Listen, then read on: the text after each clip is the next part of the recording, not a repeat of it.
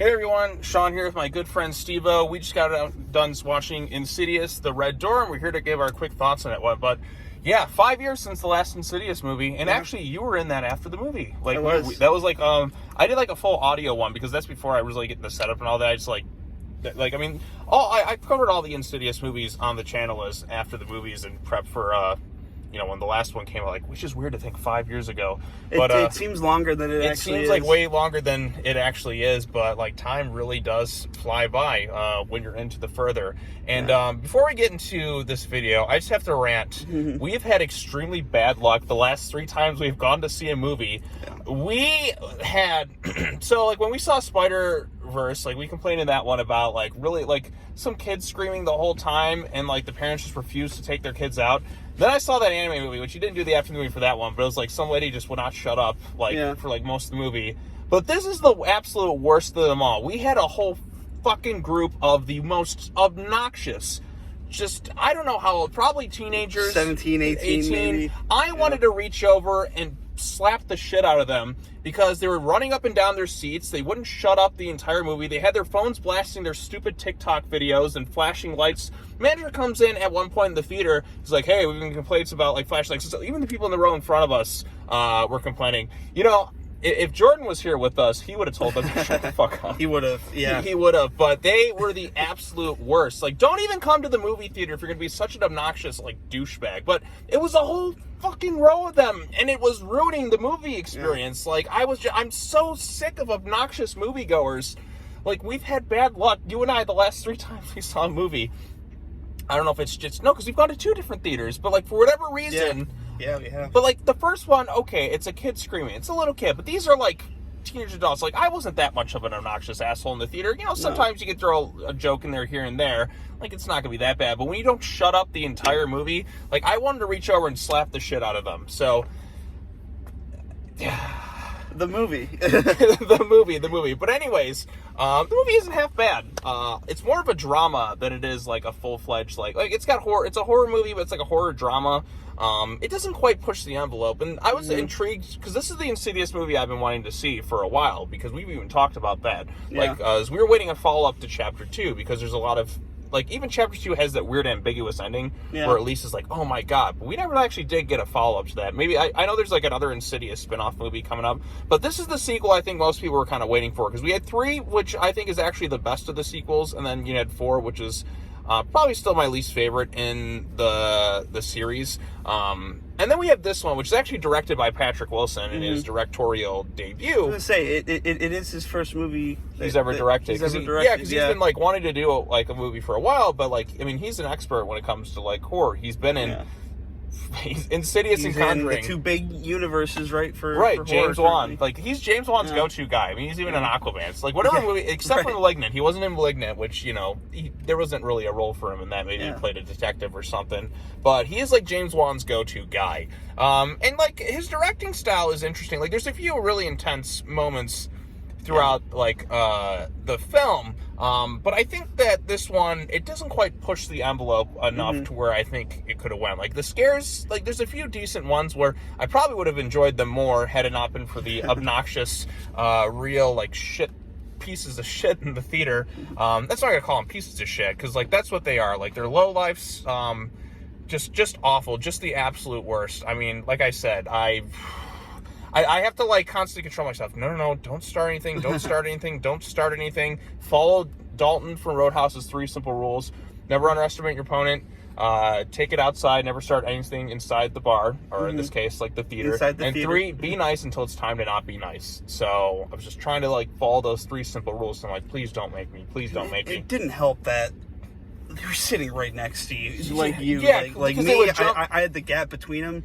But they would, like, sit next to me, then they jump over here, then they jump over there, then they jump over here, then they jump over there, and they were, like, obnoxious to everybody. Everybody saying, like, those, like, if they got snarky-ass comments, like, during, like, the quiet scenes, trying to be funny for, like, their friends, like... Right, and blasting their stupid TikTok videos. Watching TikTok and shit, like, don't go to a movie theater if you're going to be a douchebag like that, so... My God, this isn't even much of a video. This is just ranting on the experience. Let me give my thoughts on the movie. Yes, please, Steve, please. I'll stay quiet for a minute. Like, Yeah. We're Insidious fans. Yeah, and honestly, for Patrick Wilson's directorial debut, I thought he did a an okay job. I mean, you could definitely tell it was his first movie, because there's some shots that kind of went on for a little long, and some scenes that kind of fell flat, but overall, like, I honestly thought it wasn't too bad. Right, for a directorial debut, because even like Leigh Whannell's directorial debut was the third Insidious, which I still think is a little stronger than this one. I still think Insidious 3, like I said, I think that's the best of the sequels still, or the prequels or whatnot. But it was cool. We did get Darth Maul Demon back. I thought there was going to be something with him, like more of a connection to the family, but like they still kind of hold back from it, because at least in the other movies they explored the Parker Crane thing, which is the old man woman, the bride, if you will, from like Insidious 1 and 2. I just think James Wan's just the best when it comes to crafting these scares. Like, no other director really kind of comes close to him in those terrifying, suspenseful scenes. Like, David F. Sandberg kind of did it with like Lights Out and Annabelle Creation, but like the way Wan was able to craft his scares in like Insidious 1 and like Conjuring 1 and 2, like it's still like he's just that good at it. But then again, like it took him some time to kind of get to that level, and maybe that'll be the case with Patrick Wilson. Like, maybe he'll direct some more horror movies, and you know, the more you get like experience behind the camera, the more you kind of like are able to do things. But like I said, at least it's there's nothing really bad about the movie per se, because it's more of like it's like a drama and a horror film really rolled into it. It's a family drama, because the story this time around, it's like 9 years after Insidious Chapter 2. Because if you remember, in the end of that one, they repressed their memories so they could forget about the further. But that has caused some lingering consequences within the Lambert family. Now Josh is divorced from his wife. Which I don't know, like, how I felt fully about that one, because like I like the more optimistic ending that we had, but it's just this kind of but like it's understandable for the sake of the story. Like in this one, it kind of makes sense. Like, his memories were repressed and led to him kind of falling off in that regard. But there kind of comes a point where it's like, do you want to say it? But then you go to her side of the situation. It's like, look, you were like possessed and you ran around like.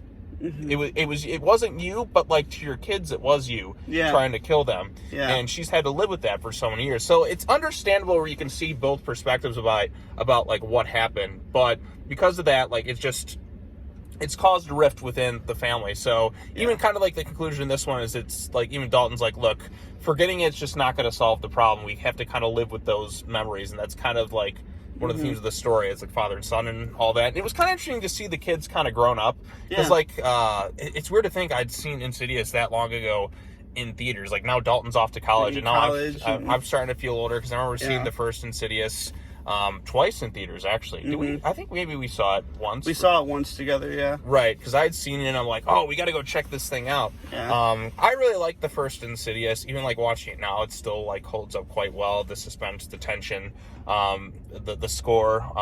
So good. The score is so good. Second one is like really kind of like, I rewatched all 4 of them leading up to this one. The second one I think is like a lot funnier than I remembered, because it's like so over the top hammy. The scares aren't quite there like they were in the first film, maybe because like Juan was busy on The Conjuring at the same time, but it was funnier. Like, it was like intentional or not, it was like really funny with some of the stuff. And 3, like I said, was actually a lot more intense, and the scares were a little bit better, but like you had like an interesting protagonist and all that. 4 is just kind of okay. It's kind of forgettable, except for the fact that Specs kills somebody. Specs killed a guy. But yeah, this one, like I said, I like it more than 4 for sure. I was more invested in the Lambert storyline anyways. It was kind of nice to see it pick up, but circle back to that. Back to that after all these years, because there's a lot of interesting stuff that does go on with it. Like, how would somebody who's been trying to repress their memories again, because like this is the second time it's happened to Patrick Wilson, because it happened to him as a kid, right? And then it happened to him again here, and it's happening to Dalton. They have to kind of come to grips with it. They're being stalked by Darth Maul, which I know he's a face like lipstick head or whatever his name is, but he's Darth Maul, right? We just call him Darth Maul. I wish we would have gotten a little bit more of him, because it felt like we were building to some big reveal in regards to him, like we did with the Old Bride, and the other movies are like the specters, if you will, and the other further demons, if you will. But we never really quite got it. I didn't feel really all that satisfied with the conclusion of Darth Maul in this movie, because the story wraps itself up, if you will, enough, but it still leaves the door open, like the door open for more, and I know they're doing a spin-off movie. I think it's like something an Insidious tale, and I've heard rumors of crossing over with Sinister at some point, but who knows which direction they'll go with in terms of this franchise, because these movies are low budget enough, so they do make money. The last movie made over 100, like was the highest grossing in the series, which is kind of surprising. The lowest grossing actually is 3, but I actually like 3 more than 2. But the first one's still the best. Yeah, so I agree. But like, what do you think? Like overall, you like the scares? You like how did you feel about everyone in the movie, like Dalton and Josh and all that? You know, I thought Dalton. I don't remember his actor's name. Ty Simpkins. Yeah, I haven't seen him in anything. He did an okay job. Right, I haven't seen him in a few years because like I remember him in Jurassic World and like Iron Man 3. I think he shows up briefly in Endgame, but like it's weird to see like.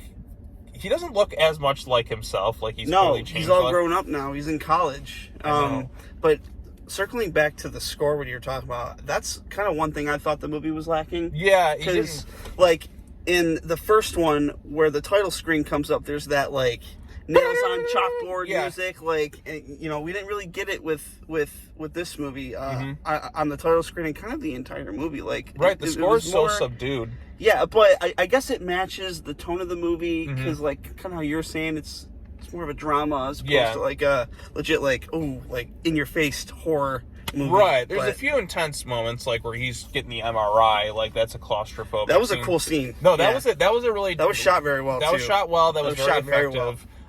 And then like some ideas that they play around with the further, even like him going further back, kind of in time. Yeah, like how time is kind of like confirms that like time doesn't really exist in the further. Right, it exists outside of time, which I think it's still an interesting thing. The second movie really kind of played around with this. One kind of goes back to that a little bit more to see how it kind of ties back into that in a rather interesting and kind of clever way. There's really not much. This is the one that has the least amount of Lin Shaye in the movie because, like, obviously she passed away, and like this, like, there's no like. I'm kind of surprised they didn't really encounter her into the further. There is an encounter with her, but maybe it's outside the further, if that makes sense. Not really too sure. But we do get a Specs and Tucker cameo, which was a nice part. Yeah. So that was a nice surprise. I guess spoilers, but because like I'm like. Specs and Tucker have to show up in this thing, but even then, like, I was kind of, like, expecting, like, everyone else, like, because remember the doctor, like, or the Elise's friend in the second movie, like, Carl, like, he's at the beginning of this film, then he doesn't really factor in. No, that's it. Like, it feels like he was, like, cut out of the movie, if you will. Like, I thought he was going to come back into the picture towards the end. Maybe they'll bring Specs and Tucker back in and kind of, like, culminate things, if you will. Kind of like. Why would he be in the beginning and then just be right? He's just there, which like kind of triggers like paying respects to Josh's mom because she passed in the beginning. Right, she like passes in the beginning of the movie, so it's all them like they're kind of the Lambert family's not in the best of places. No, right now they're like Josh is like alone, sad, like kind of depressed and all that. And like when the movie started, like you could kind of tell like okay they might be divorced and then it confirms it. Dalton, it kind of bummed me out a little bit. Right, yeah, that's what I mean. It really did. Maybe it's because I've seen this so many times, like, in a row now. Like, I just saw Indiana Jones, The Dial of Destiny. Guess what? Divorced, estranged from wife. I'm like, why does every, like, upbeat, like, ending, like, just everyone just is depressed, divorced, and all that? This one, I could tolerate it a little bit more than what it was with Indiana Jones, given the memory situation and like how his brain's been kind of like turned foggy and all. But like even then, like she knew, like you could have probably worked things out as they established, but there's still kind of hope for more stuff with them, if you will. But I don't know. It's just kind of one of those things where it's like, yeah, but I understand its purpose in the story, but maybe it's because I've seen it so many times. Like I feel like I've seen it so much as of late that's just kind of gotten a little bit tedious, a little annoying. Like, come on, guys, we could do a little bit more. Cliche. Right, like, the cliche is, like, there is no happy endings. Here you go. Screw that. Right. All depressing. All depressing. So, but yeah, like, I don't know where I'd rank this in terms of the series. Cause like I said, our experience was grading was tainted a little bit by some of the worst moviegoers. It's like the last few movies I've seen in the theaters, it's been tainted because of really awful assholes. Yeah, like the moral of the story is just don't go to a movie if you're gonna be an obnoxious asshole. Like, you know, Steve and I, like, if we're the only ones in the theater, then yeah, that's fine. But like we've made that joke, it's like, oh, we hope we're the only ones, because then we can just talk shit. But then as we see other people, we'll be mature about it to not ruin the experience. We'll be quiet and enjoy the film. And enjoy the film and not ruin that experience for some other people.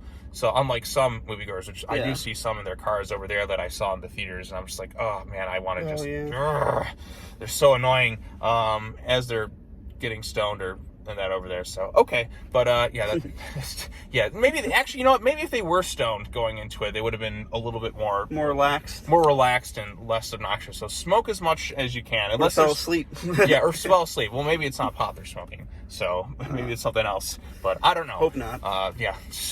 But yeah, I'd probably rank this in maybe in the middle. Well, it's more than 4 for sure. Yeah, I like it better than 4. I would have to see 3 again. I remember 3 being pretty solid, so it would either be between 3 and 4 for me, because it goes 1, 2, and then either 3 or 4, and then 3 or 5, and then 4. Yeah, I think it's a fair ranking. Yeah. I actually think I don't know. It's tough to say if I like this more than 2, because like I said, the viewing experience was more tainted. 2 is like more goofy entertainment, over the top stuff. And it's like more ridiculous. It's more really closely tied to the first one. This one, like I said, it's a lot more. It takes itself like more seriously than that one. It's more of a drama, and in some ways, I was like liking it a little bit more. But there's other things in 2, because like I said, it's more closely tied together. James Wan just made a little bit more over the top, entertaining kind of movie in some ways. Mm-hmm. So it's kind of like this. Like I like 3 a little more than this one still. At least that's kind of my takeaway still after seeing this. Maybe if I see it again, without the obnoxious assholes ruining the experience, then I'd think differently. But like I said, I enjoyed it enough. It could have gone a little bit further, no pun intended, so to speak. And then some, like, there's not as like payoffs for certain things. Like I said, Carl coming into the picture at the very beginning and then never playing a factor in later on. It's like, why even have him there? Just to trigger Josh's memory, I guess. Like, Elise, okay, she died, but she's still kind of like a spirit there. Like, I would have expected her in the further too, when they go, but no, like I feel like the movie needed, actually, I feel like the movie kind of cuts itself a little bit short too. Like, I feel like as we were just kind of getting to that climax, it was like I was ready for more, but it was more restrained, like a lot more restrained than I would have expected. I wanted it to go more crazy. I think that's the issue of this one. It's a little too restrained in some ways. You're actually kind of right there, because like it does kind of wrap itself up pretty quick. Like, there's really no like big climax, which is okay, but it just did kind of end abruptly. Yeah, I think so too. It's a little bit abrupt. I think it needed a little bit more of an intense climax. The acting is fine all around. Like I said, Patrick Wilson's a really good actor. He's just a likable actor in like most of his stuff. Like he's great in horror movies. Like I mean, he's only really been in the James Wan based universes that I've seen, but he always delivers well. I don't think this is as strong as, say, like, you know, his Conjuring movies he's been in, but he's still like good in it. And like I said, he has some interesting scares, and I think a little bit more time behind the camera will only like improve this stuff a bit. But as a first time directorial effort, I think he did a fairly decent job. Not bad at all. But like I said, even James Wan had to like fall to rise, if you will. Like not everyone was like at the top of their game right away. Yeah, of course. You learn more things as you do more movies. So yeah, but I mean, I'm definitely keen to see more horror movies from Patrick Wilson. Right. I think he can only improve from here. Yeah, exactly. Which isn't saying the movie's bad. I'm just saying, like I said, for a first time, it's pretty solid. Right, for a first time, like I said, it's pretty solid. There's nothing downright terrible. Could have pushed the envelope more. Could have used more of Darth Maul and like his presence, like, cause like he has like a foreboding presence over it, and he's kind of toying around with Dalton even into the further. But I wish that was explored a little bit more. Because like I said, in Insidious 2, we explored the bride, if you will, the Parker Crane character more. But in this one, we didn't quite get there. Maybe because Carl was out of the picture. It's just, I wanted a more satisfying conclusion with that, other than what they kind of gave. It felt kind of underwhelming, if you will. Like I said, it needed like maybe a little bit more time with the script, at least in the third act. Like the third act is the one that needed the most work. It could have gone on another 10 minutes and really kind of play out the intensity of the climax, because the other one's climaxes felt more intense and in there, because like it felt like it's just as we were kind of really like getting to the build up to that point, and there, like I said, there is a build up to it. We were like almost like there, like it just needed a little bit more time, I think, because I think the movie was a little bit shorter. Like it's an hour 47 minutes, but it flew by. It did. Like you could have added another maybe like 10 minutes to the climax and really kind of stretch it out, make it a little bit more intense, if you will. And just kind of like maybe go balls to the walls with it some more, because it feels a little too restrained. And sometimes restraint is good, but I think when you're in the further, you got to go all out and like leave a bigger impact. Because that's what, you know, the other, the James Wan directed Insidious movies kind of did. And even like Insidious 3 had a more intense kind of climax than this one. So I just think, like I said, I just wish it would a little bit more. Maybe because it is the PG-13 rating. But even then, like, I just think there should have been a better payoff with, you know, the demon and all that than kind of what we got. I wanted to see it get its ass kicked, quite frankly. Right. Just get the crap beaten out of it, if you will. So, because like it does wrap itself up, but I just think that we could have done a little bit more. So, yeah. Any other final thoughts other than screw those teenagers or 18-year-olds? Or I don't know. Like I couldn't. Like some looked older though. Like one guy looked like he had a full-blown beard and all that. But then again, probably in college then. Yeah, I don't know. But, just yeah. Aside from that, I mean, not a bad movie. Just lacking the big score, big epic score. No tiptoe through the tulips in this. We kind of got some tiny Tim. Yeah. I was starting to laugh a little bit. Different song though, I think. Right. I was waiting for him to just like. I wanted to see this demon. Then in the sunlight. I mean, acting was fine. Writing I thought was okay. I mean, yeah, even like we didn't mention it, but like Dalton has kind of like a love interest, roommate, kind of, sort of, like whatever you want to call it. She wasn't half bad either, too. I thought she was solid. Yeah, like she was just kind of somebody like was a bit of a foil for him, but still kind of awkward and just like kind of caught up in the situation a bit more. But she wasn't bad. She wasn't annoying or anything like that. No. We do get like a few humorous moments with some frat guys. Like there's Nick the Dick. Yeah. So, which I don't know, like some of my older videos, I don't know if they're still on the channel, but like that was like my nickname for like one of my friends, like Nick the Dick. Nick. Like it's just kind of like the nickname that kind of works, if you will. Yeah. But yeah, so I mean, if you're a fan of Insidious, I see like people come away mostly satisfied, but still kind of wanting a little bit more. I mean, sometimes it's okay to leave the audience wanting more, but if this is your, like, you want to go out with a bang a little bit more. So just needed a little bit more with the climax, and I think this would have been a lot better. And like I said, our experience was in part tainted by some of the worst theater goers I've ever seen. So, but anyways, that's all I really have to say. Steven, thank you so much. Always a pleasure. Hopefully next week we'll be talking Mission Impossible before I go on my little field trip to Godzilla Fest. But yeah, so post your comments down below. Let us know what you thought of the movie. What did you think of the other Insidious movies? And as always, you got anything to plug or? Nothing. No, nothing. So you got to get into like YouTube channel more stuff or Twitch or whatever again. Maybe at some point. At some point. Maybe at some point. Right, but at least you're here for this, so I appreciate that. So, but anyways, as always, take care now. Bye-bye then, and we'll see you all in the next video. Peace out.